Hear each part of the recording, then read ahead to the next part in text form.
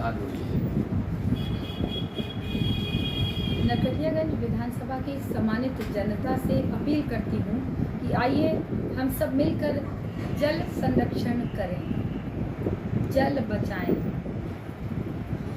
देखिए, हम सभी प्राकृतिक आपदा से घिर चुके हैं और हमें सभी को मिलकर ध्यान देने की आवश्यकता है जल बचाने की। अनुरोध है कि कहीं भी जहाँ हम लोग नल देखें वो तुरंत बंद कर दें, जल बेमतलब का गिरने नहीं दें।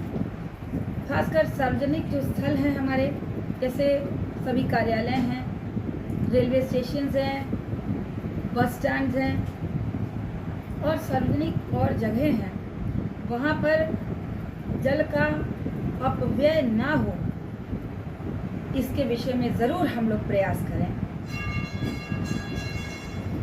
हम सभी ग्लोबल वार्मिंग से गुजर रहे हैं और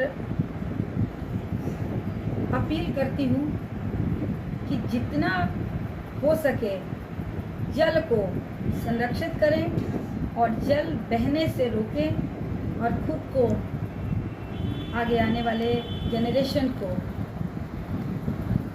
जल की महत्ता बताएं और